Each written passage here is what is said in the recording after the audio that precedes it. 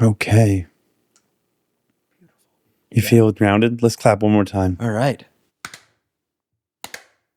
Perfect. Just leave that in the podcast, just us sitting there. That's awesome. Welcome to Phil Phails. My name is Philip Jones, and today my guest is John Spottswood Moore, returning to the show for Phil Phails at Following Up. Wave to everybody, John. Hey. John Spottswood Moore. More John Spots. More John Spottswood, filmmaker, professor, and we're going to talk today about how to fail at following up with a guest. John is a professor of film. He also is working right now on a documentary film, and he's obsessing about Denzel Washington. Yeah. That third one's a new development. Yeah, it's a part of his neurodivergent, shiny thing. Absolutely, buddy. We neurodivergent people, we find some shiny thing and we go deep in the rabbit hole. We go as deep into the rabbit hole as we can. I live for those rabbit holes, man. I love my rabbit holes. So you've watched a couple Denzel Washington. I've watched, in the last 48 hours, I've watched 5 or 6. Yeah, it's been, I can only do that when I have I've given myself a couple of days off from editing just to refresh my brain. That's the only time I could ever do that. I would never do that in my day to day, but I had a couple days off and it just clicked and I was like, well, I guess I'm just staying home and doing this. Do we know what happened to Denzel? Did he not pay taxes or something? I think he's done. I don't think he's fallen into that hole that I know of. I'm not really sure. Well, he kind of fell out of the Hollywood scene, right? He doesn't. I don't think Denzel Washington has. I think he's still pretty active. Who did that? Wesley Snipes did that. Right. Yeah, which was very interesting. Yeah, he actually went to prison. Wesley Snipes just in prison. Why? Yeah. Why did they put Wesley Snipes in prison? No, it was a whole bunch of tax evasion, but it's just interesting to put somebody for tax evasion into prison with murderers and rapists and stuff like that. I feel like if it was somebody who there's a guy named Jack Abramoff who stole millions and millions and millions of dollars from Native American reservations, throw that guy in prison. I'm fine with that. But if Wesley Snipes doesn't pay back taxes, I mean, I don't know. There has to be some compromise between, Well, Wesley Snipes is he's a man of the theater. Mm-hmm. I wouldn't think we'd put man of the theater into prison like that for not paying taxes. But at the same time, comically speaking, he is black man, so he's a super predator. Anything he does, right to the slammer. So you mean just kind of you're just speaking in the eyes of our current system, just of what they do? Yeah, I'm not speaking. Yeah, I don't think you're speaking from your own point of view. That's comedy. That's comedy, and I'm really just ugh. Why would we put? But I don't know the case. I don't know what Wesley Snipes did, but I don't think putting a theologian in. Yeah, it's kind of weird. And also, theologian is theology. What do you call a man of the theater? A person who's a thespian? Thespian. I don't think we put thespians in jail. It's one of those things too, where it's if it's an issue of money in this case, then I feel like that money can simply be paid back, even with interest, which you would have to do anyway. And also, I don't know. And I'm not trying to say that anybody's above the law and being sent to prison, but there has to be a balance. Well, I think right now we have a current topical situation where a man who has to pay a lot of money back is trying to figure out how to pay it back and whether or not he's going to pay it back. A certain man, yeah, that certain man. A certain orange. At the center of 1 out of every 3 conversations you're going to hear. Yeah. Well, the man who shall not be named. Oh my God. Will he pay back the money? Who I actually think is a worse villain than Voldemort. But yeah, that's just me. Yeah. Calling in Voldemort in here. Yeah. Oh my God. Oh my goodness. Okay. Phil Phails at Following Up. 5 questions. How does someone fail at following up with a guest on a show like this? Well, I think it's all comes. I mean, I don't. So you've got something on me here because I've never done a podcast like this where I've done multiple things. You have a very interesting and awesome format. For me, I guess it would just be a matter of research, I suppose, right?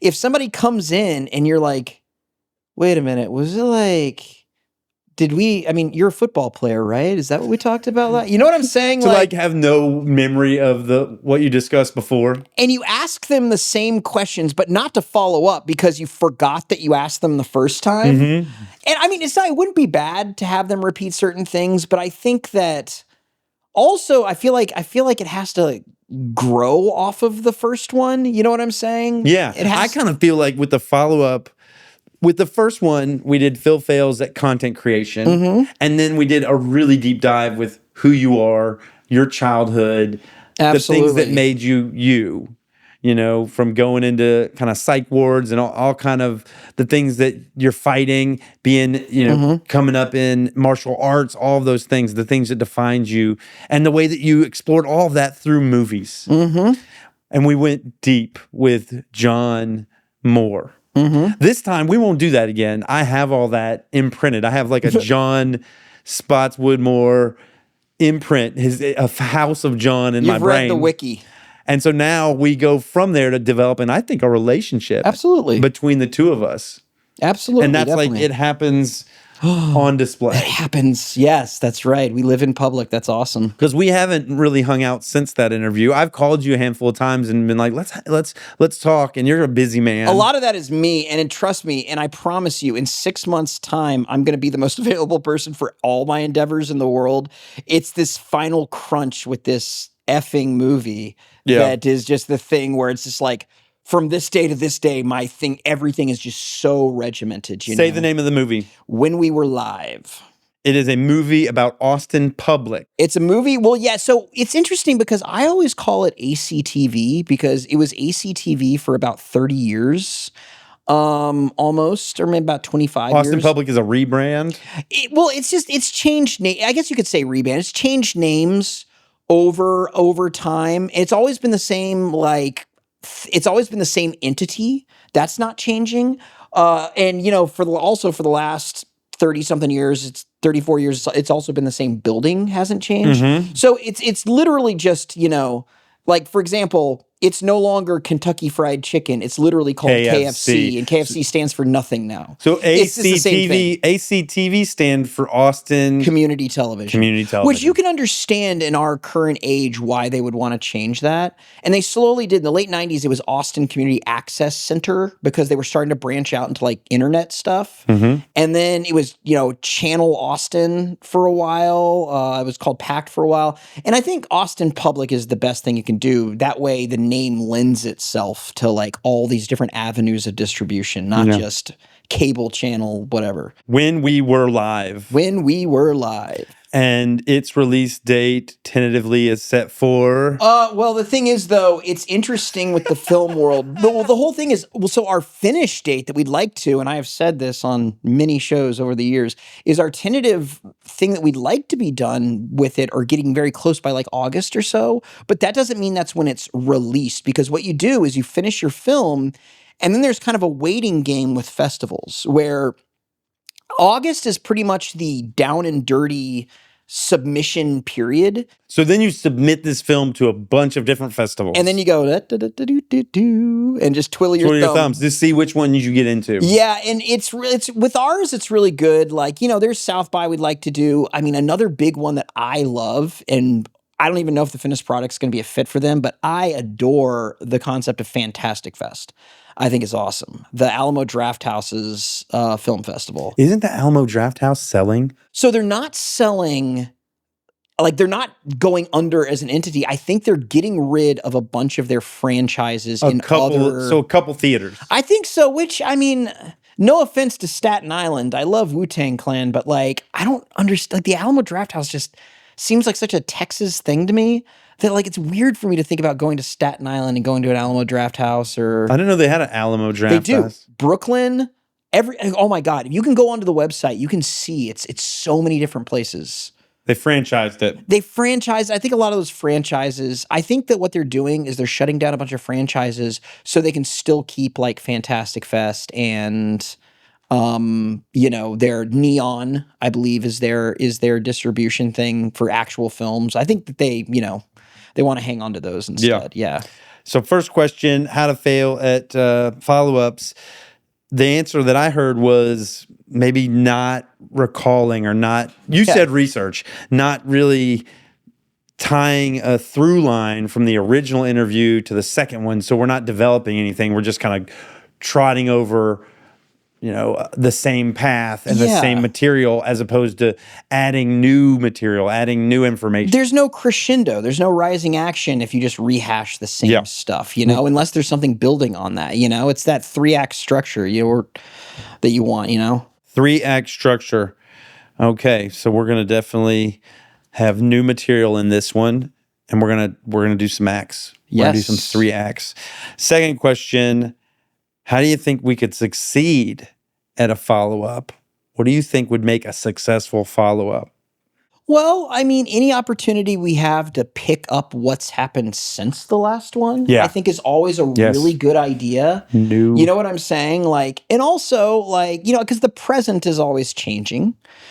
How much of your hopes for the future you want to dive into is that's something that can be sprinkled across all of them. But, focusing on basically new questions, new focuses, I think, and new stuff, hopes for future, new questions, new focuses. Even from day to day and week to week, we change some of our motivations and our views. So as keeping it current, I think is another good thing. Life is impermanence. Oh, yes. Everything definitely. changes all the time. This moment dies and gives birth to this moment now. Absolutely. New stuff, hopes for the future, new focuses. And I think that goes both ways. What is John Moore up to? What has he done since the last time we talked? Also, how can you kind of speak to the things that I've been up to and give me advice and mentorship? Ooh, wow. Mentorship, that's hard. You've been a lot more active in content creation than I think I have, man. But I'm trying to, so when was the last time we talked? How long ago was that? Oh my goodness. Yeah. You're going to make me look at something. Let's come up with something imaginary. Let's say 6 weeks. I think it's been more than 6. Well, maybe 6 weeks, maybe a little bit more, something like that. I've done 27 or so interviews. Holy crap. I've done 3 Phil Phails at Philosophy on top of that. So I probably have less than 35 of these shot. Phil, somewhere around 35, 36. This is insane, man. I mean, when you told me that there's a book that my partner got me that's called Everyone Has a Podcast Except You. And so when you told me you were going to do a podcast, I knew you were a bright guy.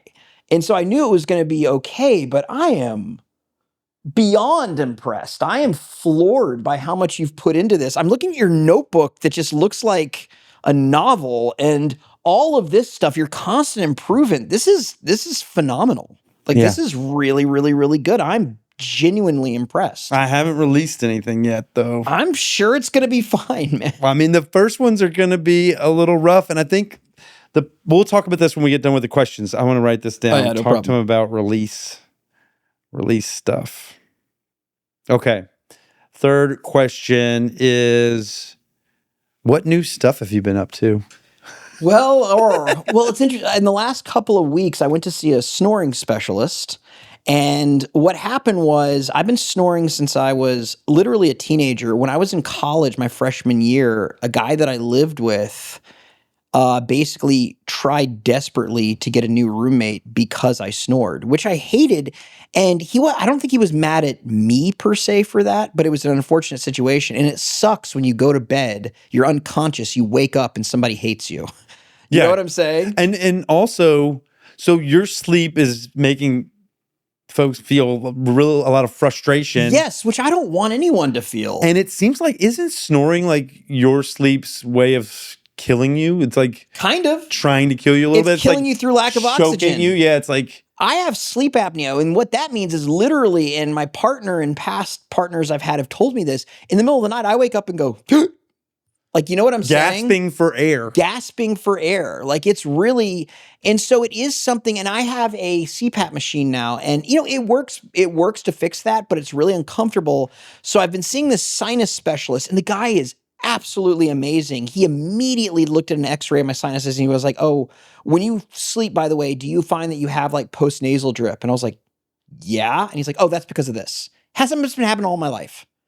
He's like, do you do this? And I'm like, yes. Oh, it's because of this. And he just solved like 5 of my life problems in one go. It was insane. The only problem has been, and this is not him, it's more me, is that there are a couple ways that you can fix what's going on. One is actually through a surgery that's very, very quick, which I might end up doing. Get a nose job. It's basically like that. It's like an inner nose job a little bit. The other thing is it's a series of medications that kind of clears up your sinuses, but that's really been screwing with me. The first one I took was a 6-day steroid pack, which, not muscle steroid, but it makes you and it literally induced anxiety in me. To the point where I didn't want to leave my house. And I'm not that type of anxious. I'm not socially anxious. I don't get It turns you into agoraphobic. It basically did. And it also made me like a bundle of nerves, which is something I don't have. I don't have a problem with public speaking. I don't have a problem with any of that. And it gave me that for a couple of days, which really, really was an interesting test in empathy because it made me realize the hell that some people must go through if they actually have bundle of nerves anxiety. New stuff equals kind of focusing some attention on your health, your physical health, and that took you to a snoring specialist, and you're trying to dial in your schnoz. Exactly. And the other thing is he gave me this nasal spray, and it's really, really, really powerful. You actually keep it in a brown bag because it's light sensitive. I know it's crazy. I've used it for only a couple of days now because I wanted to wait until the other crap was out of my system, and I feel the biggest pressure right here. And I don't know if that's something that I get used to after a couple of days, but I don't want to wait to find out. It's giving me just a headache. Oh my God. So that's the downside to everything. The upside is, I'm working very well with my unbelievable producer on kind of slowly making headway again with my film. We're really doing well, which is the most important thing. My partner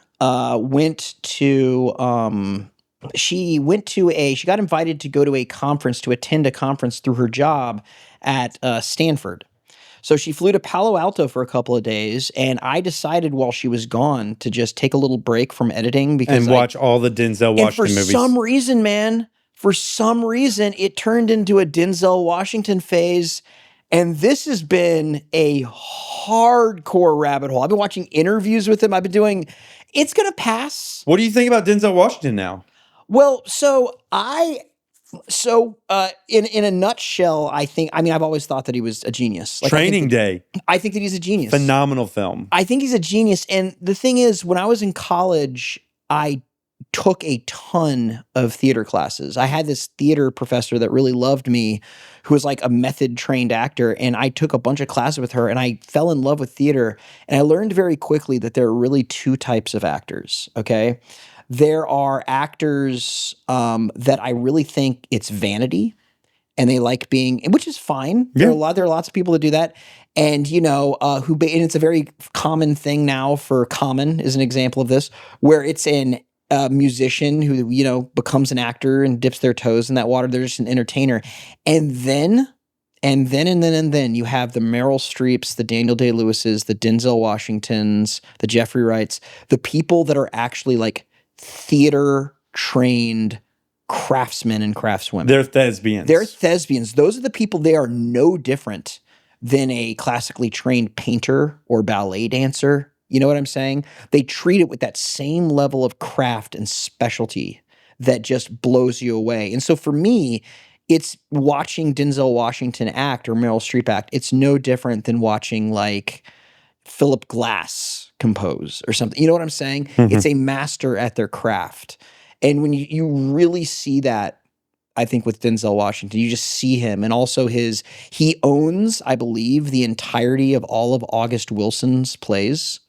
And he's slowly turning them into very well-produced movies. He did Fences, Ma Rainey's Black Bottom. His daughter is directing The Piano Lesson. So I just have so much respect for that because a couple times in my life, I've been around actual actors that they live and breathe that trade where their body is their paintbrush, their body is their instrument, and they're able to just transform. And they're also able to tap into some sort of, public consciousness and public sense of empathy where anyone can watch them and somehow they can tap into our humanity. And like, we relate to this person we've never met before. Yeah. Who might even be fictional, Yeah. Like, Question 4. Any hopes for the future?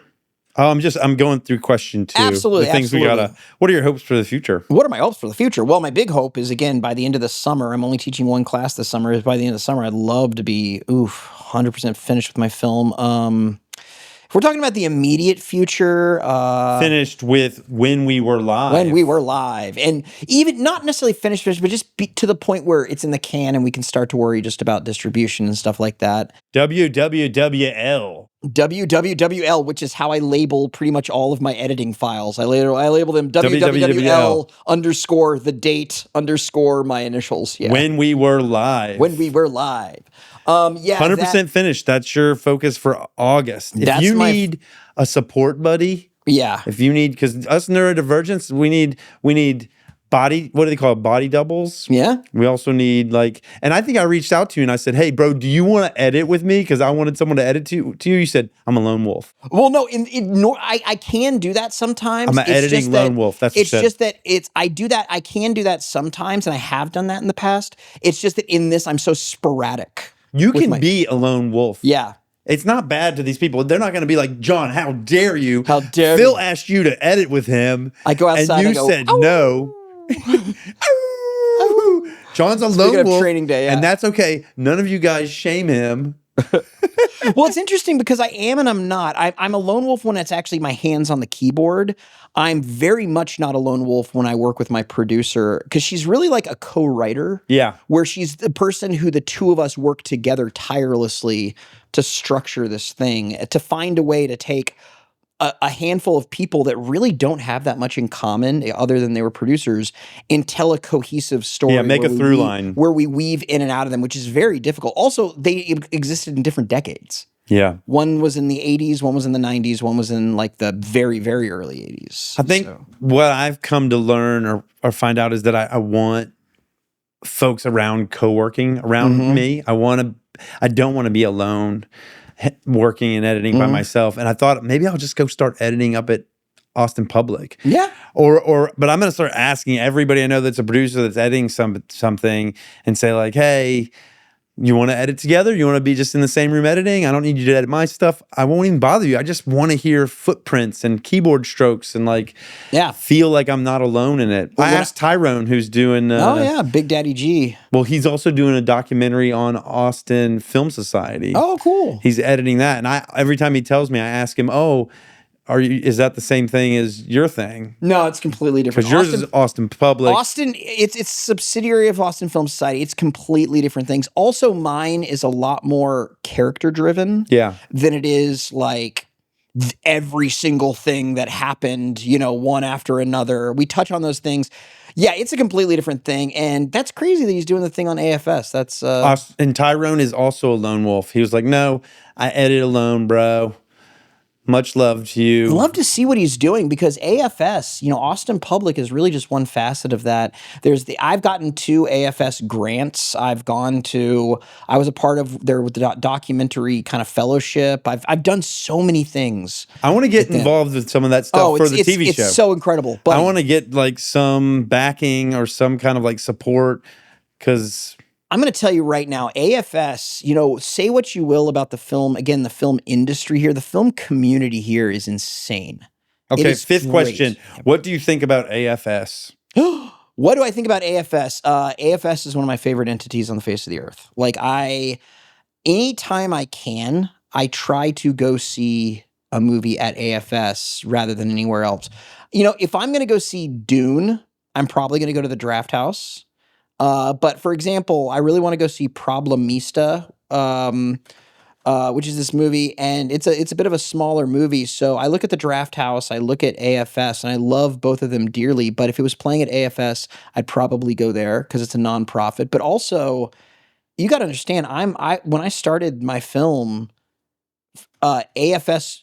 I think I started maybe a year before AFS acquired Austin Public, and you got to understand, like I was kind of nobody from nowhere when I started making this film. Like I didn't really have any contacts or anything, and they really just opened their arms to me. I mean, the showcase that I did over there last time, this is the second time they've given me one of their big theaters for free to show this thing. And I've gotten their grants, I've been part of their workshops. I did a works in progress screening with them. It's amazing how much they support film and filmmakers and support because there are a lot of film societies where you just show up and you watch movies like PFC, the Pacific Film Archive, or PFA, is really incredible if you go to like the Berkeley campus.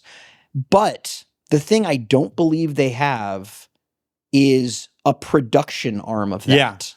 Where Teaching they're folks supporting and that. like creative careers, right? They've got actual mechanisms in place to move people from a want or desire to be a filmmaker to teach them to like have them work on productions and realize that dream. Yeah, and I'm going to tell you, man, when I finish the film, I cannot wait to be done with the creative part of this, so I can just focus on, just the submission process, but also just to being a full-time, just film lover, and and a part of this community is what I can't wait to do. I gotta tell you, I got a little like chip. It's a chip. A little chip right here. I got a chip. So I'm going to tell you about it right now. Please do. AFC stands for Austin Film Society. AFS, yeah. AFS, sorry. AFS stands for Austin Film Society. And you say the word film a lot. Mm-hmm. And here I am doing, I don't know what we're calling this, a TV show, a blog. I don't know what we call this. It's the beauty of the time we live in. It can be many things. But it's definitely separate from a film. And so, like, I just want to be included. And this all stems from, I remember driving with my kids back from New Mexico, and they were telling me, they were defining all the LGBTQ, and I was going in detail with every definition because I just wanted to be in there somewhere. I was like, I'm kind of odd. You'd be an ally, I believe. There's no A in there. There is now. It's LGBTQIA. Yeah. I think I'm an oddball. Like, can I be in there under queer? But they read the definition. It didn't seem like I fit under queer. It didn't seem like I fit and I just want to fit under AFS.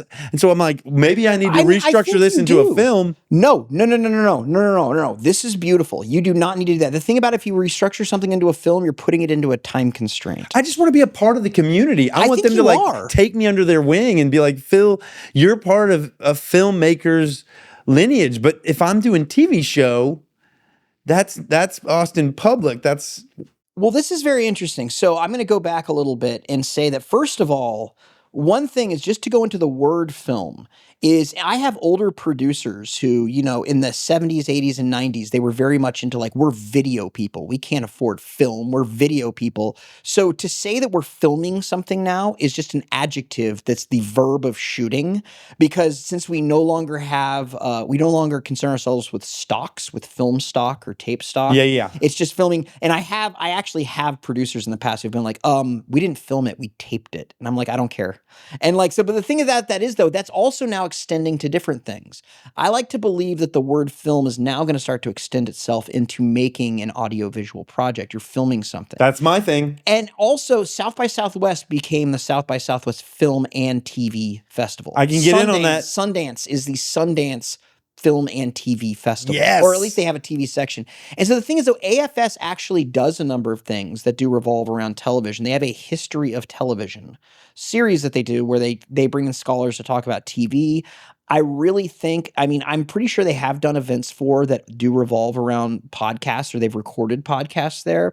I really think that the word film, that there is kind of a splintering or some tendrils that are going to have to grow out of that over time. Because I'm with you. We're in the age of the miniseries, where we have films and now, but we also have basically like 6 to 8 hour long movies, I like to call them, which are what miniseries are. Right. And they're some of them are just as cinematic as any movie you're ever going to see. Oh, absolutely. It's all like 8-hour movies that they happen to have cut into these chunks. And it's a matter, and this is the thing that I feel like is the big question here, because it used to be there was a huge difference between film and TV. TV did not have the budget film did.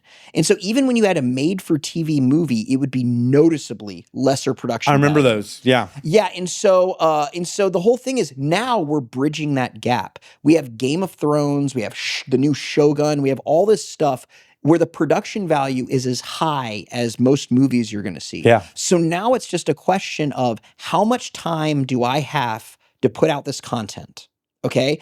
Is this going to be something that's a smaller story that's going to be better as a single movie? Or is this something where we're basing it on like a book or a memoir, which is a popular thing to do, and we're going to give them like 8 episodes? Yeah. And we're going to be able to stretch that some more. Or is it something where we have no idea how long it's going to go on, and we're just going to do it until our cast it's house. We're just going to do it until our guests are no longer, our actors quit on us. Yeah. Do it it's like Cheers. We're just going to do this forever. Exactly. So it's a matter of how much content, what the type of story is and how much content supplies it. And there are some film people who hate me for saying that. They're like, no, we're sacred. TV is not I'm like, shut up. Go watch The Sopranos. Go watch The Wire. Go watch Mad Men. And tell me. And John, you're letting me in. You're letting me in the group, and I appreciate that. I hate that. I hate the pretentiousness. Okay, it's filmmaking, no matter what. You know what? You can't. And say what you're doing is filmmaking. You cannot. You're filmmaking right now. You cannot say film without saying Phil. Okay. That's right. There's one Phil in filmmaking, and it's right here. There's no Phil in film. Yes, there is. No, but that's just kind of how I feel about that. That like I'm not pretentious, and I go through phases where I watch a lot more quote unquote TV or miniseries than I do movies, and I don't feel bad about that. And in fact, anyone that makes you feel bad about that is probably just their own insecurity. Like, yeah, we can't be shamed. Yeah, people can't shame me for what I'm doing. I shame myself. Exactly. You know, that's my job. Like, and that's the thing. And this is not Austin Film Society. It's just a film culture in general, which is no different than music culture, which is no different than, fine arts culture. It can be clicky. It can be clicky, and it can also be a lot of people who are super insecure about making themselves vulnerable. And so they will do whatever they can to shame you and make you feel like you're worse. The thing is, though, like, what you're doing right now is making yourself vulnerable a million different ways. It's so easy to go to like a movie theater, watch a movie with a group of people, go to a bar laterwards and just like school them about why they're wrong. It's so easy to look at somebody else's work and tell them how much criticize. They suck. It's easier. Do it. Yeah, it's easier to criticize, but we're out there. We're getting out there in the field. Yeah, you're making yourself vulnerable, and it is difficult to actually make something and put it out for other people to see and for other people to tear apart. It's difficult, man. And there'll be plenty to tear apart, you guys. Y'all just wait. I'm going to give all you hungry critics out there plenty to savor, and hopefully over time you'll see a arc of God, that's so cool. Of improvement. That is so cool to like. Oh man, if you ever go and watch the original play, I saw it in England. It's a 2-person performance called "Of the Woman in Black," and it's basically this guy is, instead of writing a memoir, he wanted to adapt his experience that he had with the woman in black, this ghost, into a play. So it's just him and this guy, a screenwriter, helping him write it. And it turns into a 2-person performance. And from the very beginning of the play, the guy who plays just the guy who experienced everything, who's not theatrically oriented, he's a terrible actor and he can't read anything. By the end of it, he's playing multiple characters and it happens seamlessly. Yeah. And so I love the idea of building improvement into your arc. You know what I'm saying? It's like, and people can go back to the beginning and just watch that. It's fun to watch that with things that aren't based around I improvement. think that's really a big part of this. I've been editing all of these and then watching myself talk. Good. And so part of this is me improving as a speaker, improving as a conversationalist, improving as an interviewer. And it can be really cringe. It can be, dude. I hate, oh my God, Zoom. Oh my God. Over Zoom, when I had to record myself teaching students and then go back and watch, cringe. Okay, that's the end of our Phil Phails 5 questions for Phil Phails at Following Up. Good Lord, it ends that right alliteration. There. Boop. And then we're going to play a little game before we have a little chitty chat. Okay. Chitty bang bang. Little chitty chat. What game did we play last time? And then we passed this like energy ball. It was sound ball. Sound ball, yeah. So the game I've been playing with folks is 1, 2, 3 now. And I'm about to find a new game because I've played 1, 2, 3 with a handful of people, but it's going to be fun. Okay. Would you play 1, 2, 3 with me? Let's play 1, 2, 3. Okay. There's 3 numbers, 1, 2, and 3, and we cycle through them. Okay. When you get to 3, you go back to 1. Okay. And it starts with one person saying 1, 2, 3. Okay. 1, 2, 3. 1, 2, 3. 1, 2, 3. Okay. Even that was challenging. You did a great job. Thank you. Everybody, give John Moore a round of applause. In your home, watching this on your Roku. Yeah. Give me a round of So applause. the next step of this game, the level up of this, is that at some point in the 1, 2, 3, I'm going to change one of those numbers God. to something else. Okay. It's not going to be a number. And do I just go to whatever the next chronological one Yes, is? but then every time we get to that space, it's no longer the number. It's whatever. I've like locked it in there. Okay. And so you'll repeat that instead of the number. So if we did 1, 2, cuckoo, 1, 2, cuckoo, 1, 2, cuckoo, 1, bump, bump, bump, bump, cuckoo, 1, ba ba ba ba, cuckoo, oh my God, 1, ba ba ba ba. cuckoo. Oh my God, that is awesome. No, that's 1 now. Oh shit. Okay, see, I failed. I John failed. Okay. Yeah. We celebrate failure here. You were awesome. Failure is something that I applaud. I was giving my students, it's actually, you came up in one of my lectures. I was giving my students, I was talking to them about the art of the interview, and I was telling them, and one of the rules I always say is expect the unexpected or just go with it. And the whole thing came up as I was in an interview a few weeks ago, and my friend who was doing it just started doing this improv exercise. And he was like, do you want to do it? And I'm like, what am I not? I'm not going to say no? Okay, sure. You can say no. No, I wouldn't though. And it was just kind of like fun how you just like, that's a great tactic right there. That's a wonderful tactic. Ready? Yeah. Wah, wah, wah. Cuckoo, cuckoo. Wah, wah, wah. Cuckoo, cuckoo. Wah, wah, wah. Cuckoo, cuckoo. Okay, now we've got that. The next time we're going to start at 1, 2, 3, and I want you to change some too. Okay. Either of us can change them, and they don't have to stay static. This is kind of like the memory game. You remember that memory game where you like, because it could change. Let's keep it. Let's wait till we've changed all 1, 2, and 3 to something different before we then, if we could do a second level of changing the new thing to a new thing to get so the first iteration is 1, 2, 3 the numbers. The second iteration is what we've changed it to over time. If we got to a third iteration, we would be the first of all the people that have played this game. Oh my God, I don't think I could do it. Well, I'll try. 1, 2, ba ba. 1, 2, ba ba. 1, Meow meow. ba ba. 1, Meow meow. ba ba. Whoop, whoop, whoop, whoop, whoop. Meow meow. Ba ba. Boop boop boop boop. Meow. Ba ba. Boop, boop, boop, boop, boop. Meow. Ba ba. Hop hop. Meow. Ba ba. Hope, hope, hope, hope. Meow.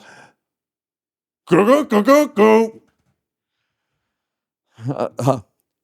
Oh God, I've forgotten. I can't remember what the fucking first one is. Celebrate yourself. Yeah. Give yourself a pat on the back. It's I feel like the trick is that you just have to think of it like music. You know what I'm saying? Yeah. You got to stop assigning 1, 2, and 3 to everything after a while. Can we make 1, 2, and 3? Can we make these other things as easy as 1, 2, and 3? Yeah.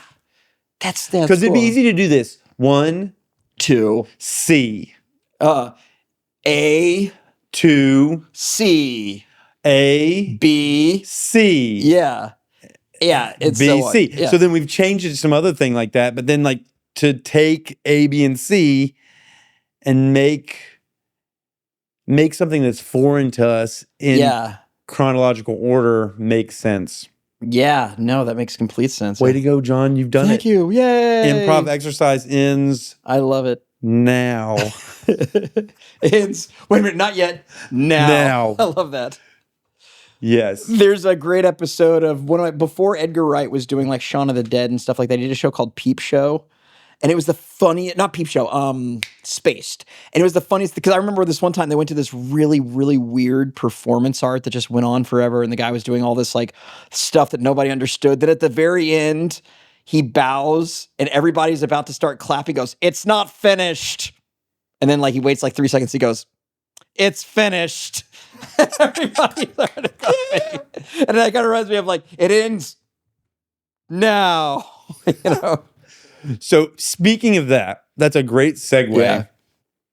Because the paradox is, right now I haven't released anything. Okay. So it ends now has not happened for any of the things that I've shot. Oh, cool. And when anybody sees this, obviously I will have released something. This isn't going to be the first thing. Yeah. So when this airs, I will have surmounted that goal, or I will have I've passed that waypoint.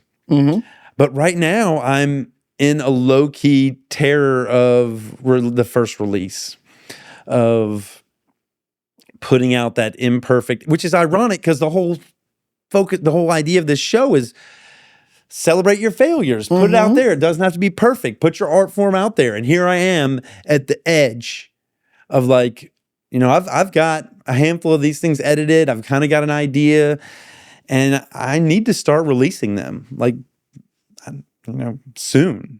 I think, you know, if not in the next week, certainly within the next fortnight, I need to package up something and start to release it on Austin Public, on YouTube, cut up smaller, shorter things for Instagram, TikTok, Facebook. I think just that first episode, man, once you get that down and you've actually got that temporal pacing of like, what it's going to be, you know, everything like that. Like, I think it's going to be gravy after that, you know, it's just that first one, dude. Just get it out of the way, because they're going to get better over time. Yeah. The lighting gets better.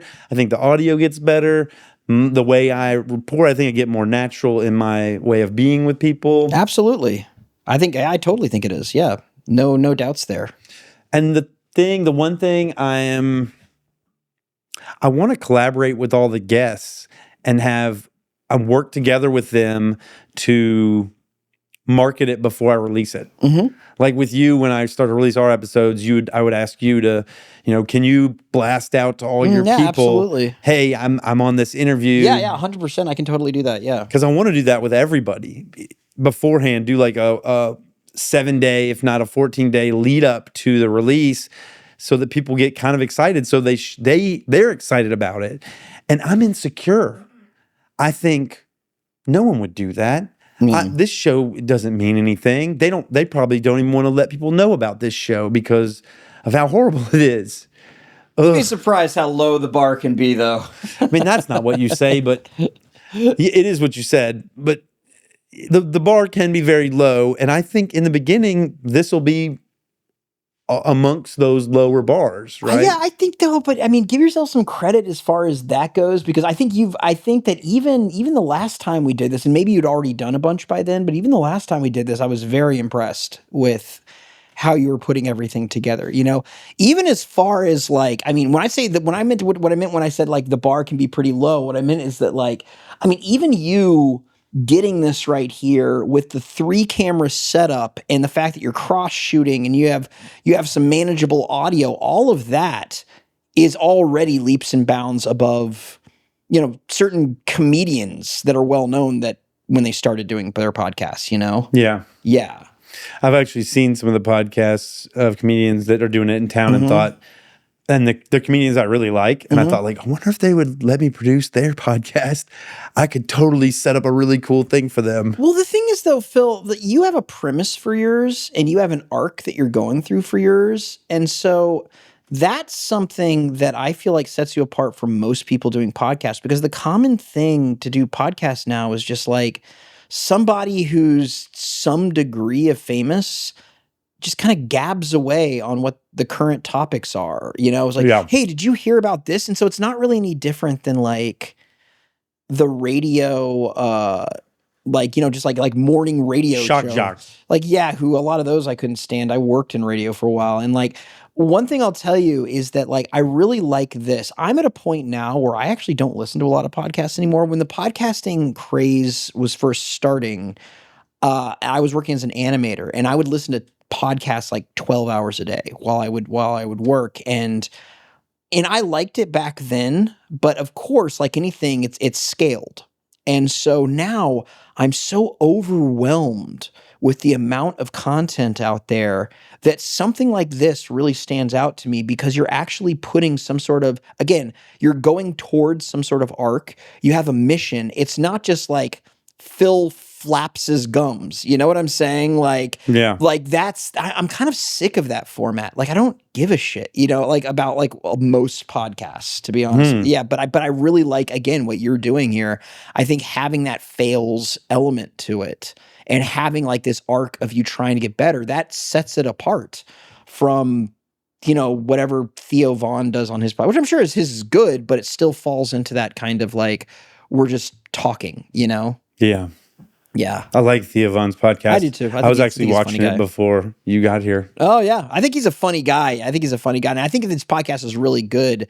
I just think that, you know, I like it when something like, again, one of my favorite podcasts is Quantum Recast, where it's like a game where basically they go in and they take a movie that's a classic and they recast it for a certain year. So they take The Warriors and they recast it in 1999. But you can only any actor that you put in your role loses one of their acting credits from that year. It's the only movie that they do. So you can't cast Brad Pitt because you'd lose Fight Club. The only way you can get around that is if it's a cameo. And let me tell you something, they deep dive so much and it gets so heated and it is like geek crack. And like, I'm going to tell you right now, that's the type of podcast that I like. Something that has something underneath it. Yeah. Rather than just we're going to talk about whatever. Well, you're a neurodivergent guy. It gives you a puzzle. Yeah. You're then a part of this puzzle. Yeah. And that really grabs your attention. 100%. You're man. like, we're not going to lose Brad Pitt to Fight Club. No, thank you. And people get really into it. Because at some point they'll be like, okay, who's going to direct this? And they'll be like, oh my God, I haven't thought about that. And like, you know what I'm saying? It turns into this whole thing. And sometimes they come up with movies that I would give anything to see. Like I would throw away the old one to see the one that they want to make. You know what I'm saying? Like, you know, I recently heard a podcast with Chuck Palahniuk on it. Oh yeah. He's an interesting guy. Yeah. I had read Fight Club and I had read Choke. Yeah. Another one of his books. I like the way he writes. And they made the movie Fight Club very similar to his writing style. Like, yeah, he was raising money on like Indiegogo or Kickstarter many years ago to do a film adaptation that he wanted to co-direct of Lullaby, which was another one of his books that I really liked. But yeah, he's really good. His books are really surreal. Like in Lullaby, in a movie, in one called, I think it was called Invisible Monsters, like there's a whole thing where they travel across the country, and the way that they travel across the country is they sneak onto like, have you ever seen like when you're on the highway, the trucks that are carrying like half of a house? Yes. So they travel Sneak across on the houses. They travel across the country on these traveling houses. And so it's one of these things where it's like little surreal elements like that he loves having in his books, you know? Cool. Just like you're just in there doing house chores. Exactly. Like you're like vacuuming the floor. And it was basically, yeah, that's exactly what it Going was. It through was almost like Idaho. it was almost like a floor model of a house that they would be sitting there traveling across the country in. It's crazy. Okay, we got aside. Yeah. Back to Yeah, sorry. release. I think, yeah, but you've got some release coming up. We both are on release journey. Yeah. We'll see how I make it in August, you know. It's a little bit different for me, I guess, because I have, you have one big release that you've worked how long? How many years? Like 8 or 9 years. 8 or 9 years. And I'll have releases every week that will be, each one will be kind of, each release in the week will be small snippets of the interview, like opening banter, questions, maybe the improv games, all 3 of those smaller chunks, and then like the whole thing in its entirety on, the last day of the week or something, so that the little things give people something to want more. Right? Because giving these people today, from what I've heard, I've talked to a lot of people, they've said an hour and a half, a 2-hour format art product is too much. Especially given that I'm not known, no one knows who I am.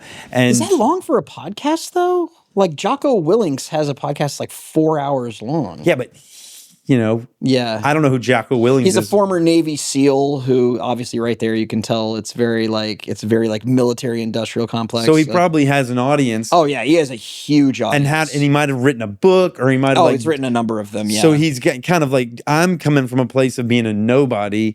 How do I get people to be interested? And so what I think some of the guidance I've been given is give people these 20 minutes or these shorter format ways to get exposed to it and then want to see the longer format. Yeah, the thing is though, you could release them at the same time. I think that, if you ever look at like the way that they do it on, and I know that they have a built-in audience, but it's an interesting model, is the way that they do it with some talk shows where you can be like this highlight is, it says like, I'll go back to Denzel Washington.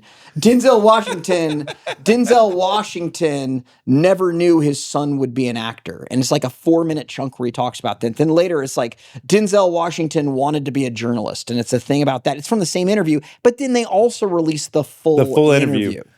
I mean, you I see think what I'm saying? Like people do that all the time. Sometimes people release the full interview as part of like their Patreon. That's what I was thinking too. If I could do parts of it, I thought I put this.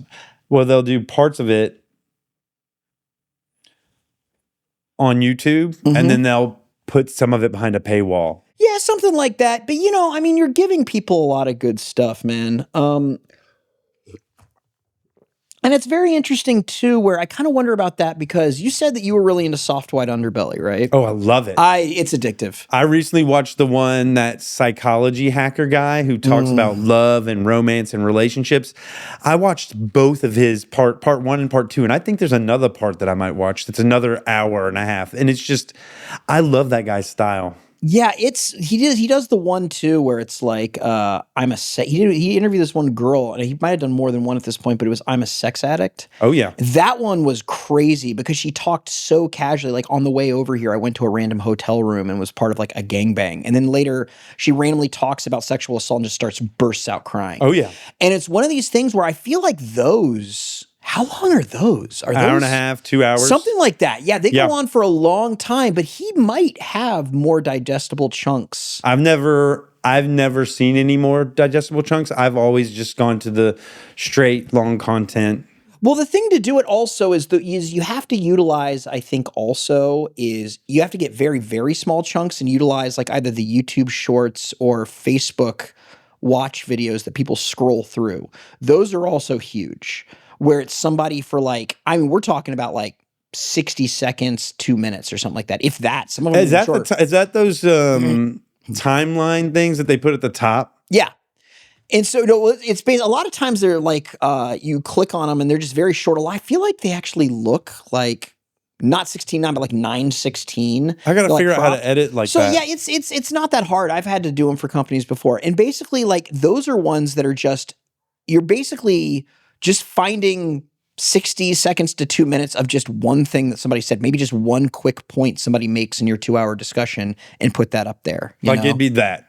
Yeah, something like I love the idea of Phil Phails, his YouTube short being somebody explaining how YouTube shorts work. Yeah.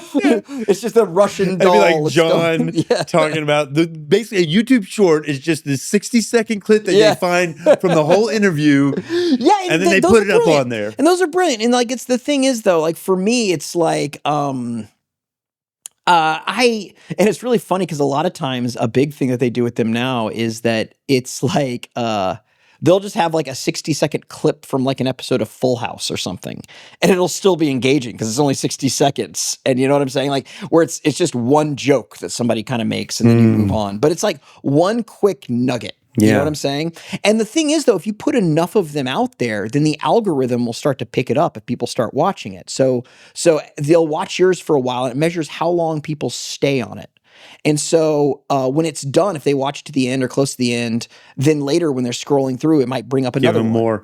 And So then, that's a so very- from those, what you're wanting to do is give them easy ways to go to the longer format, right? Yeah, and it could be kind of exactly. You know, normally they put on the video. There'll be a little thing that says subscribe, but it's God. The thing I love those and I hate them. I think it'd be great for you, but sometimes you get extreme right-wing people. Who Oh, post John them. needs a nap. No. You need a it's- nap? Did you use John? No, it's because of that stuff I'm putting in my right here. I'm having trouble breathing through my nose. Okay, you're And a mouth so- breather right now. So I'm a mouth breather right now. So you got to excuse me. Also, I stayed up really late watching Denzel Washington course you movies. did. It has nothing to do with you. Denzel. I'd be exactly. I love you, Denzel. But there's a podcast again called Denzel Washington is the greatest actor who ever lived or something like that. You watched that podcast? Well, I've listened to it before, Yeah. and this is years ago, and yeah, all they do is talk about this. So I'll direct people towards that. But with me, so yeah, that's if you hear me yawn, it's mainly because I'm kind of a mouth breather. But back right to now. what you were saying that there were some right-wing folks Yeah, so that use it. right-wing ones will pop up. And first of all, I'm wondering why is it popping up at all? But second of all, every once in a while, it's not that I care about the politics, but if it's like maybe there's something about that I'm interested in, like maybe, for example, or maybe I'm just curious and I want to hate watch this thing. Yeah. Or, or maybe it's Neil deGrasse Tyson saying something important, but he's saying it and it's been reposted by some right-wing person. Yeah. And so if that stays on that long enough, then YouTube says, oh, this guy must be a Trump supporter. Yeah. And Echo chamber. You're in a 100%. right-wing echo chamber. Are you going to do this stuff for your film? What's the release like for When We Were Live? Buddy, I cannot wait to do this. So here's the thing. During my Kickstarter, I had a Kickstarter for about $16,000 that I did. And what I would do, and I did this for 30 days, is I had a clip of the day. I had thousands of old public access shows that were digitized that I had been given. Excuse me. And so I would just take those. You can find them on YouTube. I would just take them and I would take just like, the video would be like an hour long and I would just cut it down to like 3 minutes and I would release it and I'd put, I'd direct people towards my Kickstarter page. And so every day we had a clip of the day. I would always write people. It's how I got to know a lot of people. I'd write people and ask them permission to do it. And it's really crazy because I posted all of those and I would do it once a day. So there were at least 30 of them up there. And over time, those just started getting tens of thousands of views. Really? Because people all of a sudden people would be doing YouTube searches for their own projects and they'd find this repository of all of these Austin videos and they'd say, oh, it's on When We Were Live. So, I mean, Texas Monthly, Austin Chronicle, many times, the AV Club, IndieWire, they've all posted articles about my stuff that I was doing to raise money. So I have this thing where I have all these amazing clips that are like very surreal to help me market my thing. I can't wait till I'm done with the film so I can dive back into that and like start to use that because back then I was just using YouTube, right? I was just using YouTube in practice. Now I have the opportunity where I can make like Instagram reels. I can, do Facebook watch videos. I can do like the entire thing has changed in the last 10 years. So I'm really excited to make these just 30 to 60 second hilarious videos and just put them up. You know what I'm saying? I do know what you're saying. What's the distribution path for you? Is it You hope someone like Netflix buys the documentary? I mean, that's what it would be initially. It's very interesting with me because it's a movie that's made up almost entirely of found footage, and with that actually deviates quite a bit from what the typical documentary is. And so you have documentaries that are in the style of HBO Max or Netflix or Hulu documentaries where it's very talking head. You know what I'm saying? A lot of times a lot of times what they'll do is it'll be like a bio of somebody like Steve Martin, and for 2 hours it'll tell about his life, but it'll just be famous people talking about how great he was. And I love those, by the way. But then you have like what we call like festival documentaries, which are ones that deviate from that a lot. And mine is definitely that. It's a festival documentary. It's highlighting a bunch of people who are not famous. I do have some famous people in there. In fact, I have a montage where I have a lot of famous people that are just in brief chunks, but my main characters are legendary to me and to this city, but they're not really legendary to people in England. And so it's a very character-driven story.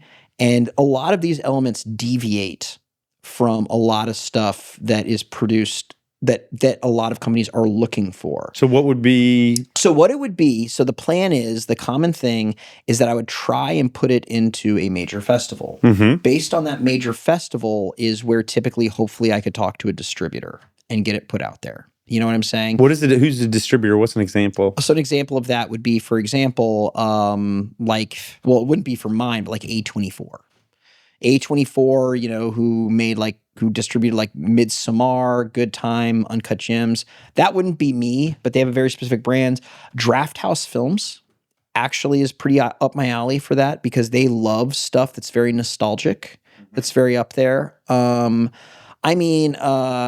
Lorber, do they just buy it outright, or do they license it, or how does it work? It's a whole thing. It's a whole thing, and my producer knows a lot more about this than I do because I've never sold a feature before. But it's a whole thing where there are different deals. There are deals where because at the end of the day, you're also selling. You have ownership over something in the sense that like you get residuals, you get pieces of sales, but at the same time, there's some that also on top of that back end that you get, it's also, we're going to pay you for this.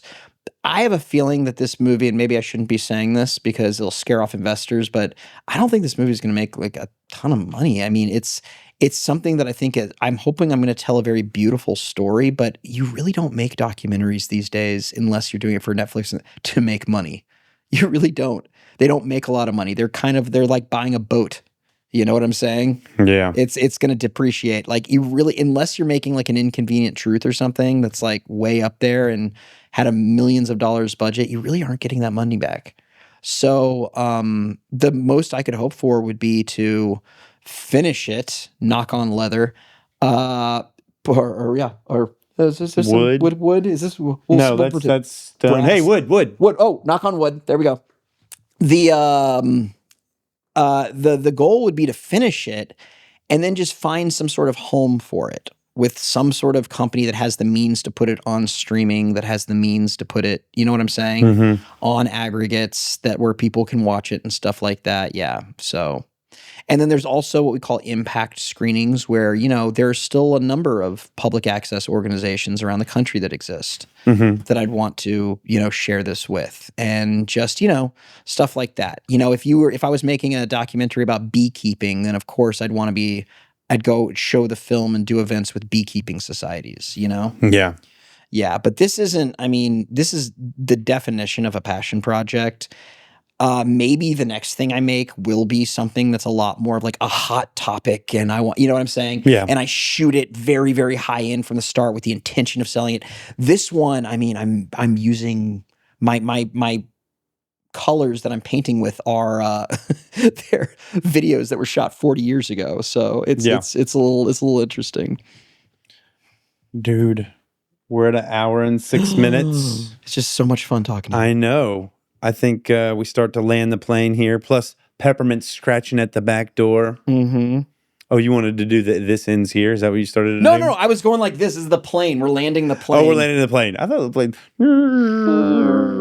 Well, if I was landing the plane, don't ever do Phil Hopefully it's Phails- not like a Boeing Don't plane. ever do Phil Phails at landing a plane by himself, because that Oh my God. that'd be Yeah. Boing, boing. Hey, how do you know?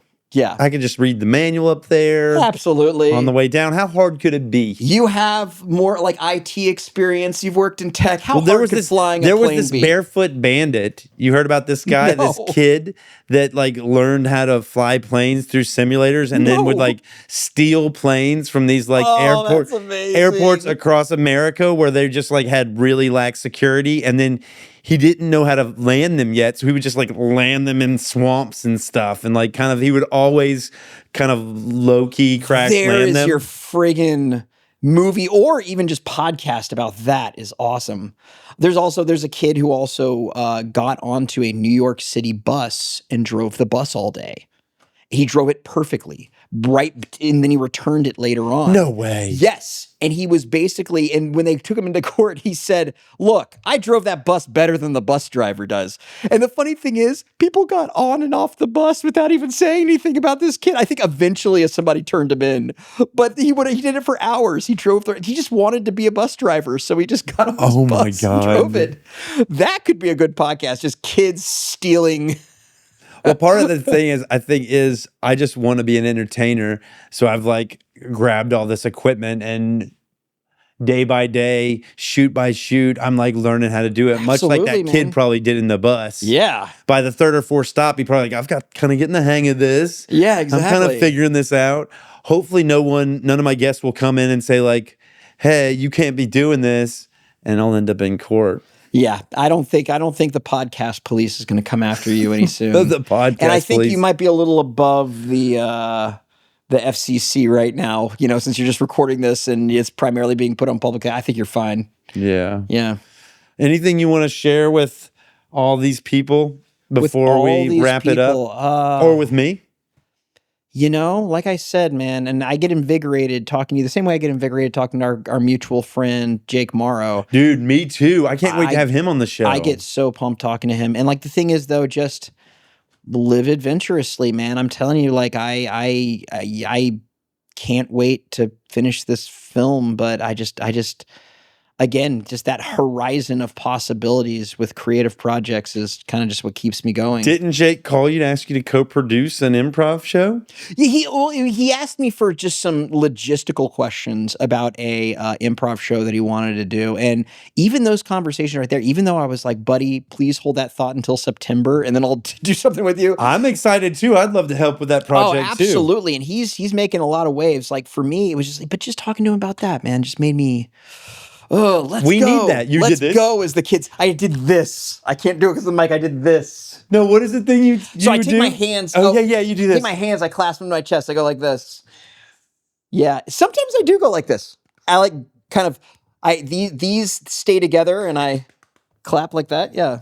All right. Well, John, this has been Phil Phails. My name is Philip Jones. Our guest today is John Spottswood Moore, filmmaker, professor, Denzel Washington enthusiast. And Next time I come on, it's just going to change. Just something, whatever my rabbit hole that way. Yeah, whatever current rabbit hole is. Today we've failed at following up with a cherished guest. Thank you. Yeah, thank you so much. I hope you'll come back on and we'll Love do to. this periodically. Absolutely. And we can both follow each other's journey. Absolutely. The journey of when we were live, WWWL, and the journey of Phil Phails. Absolutely, man. Dude, let me have a hug. I'll give you a hug. I got to make a website and just call it www.wwwl.com. Oh, buddy, that was so much fun. We did it. We did it. Hold on, one more thing. Sit down. This ends now.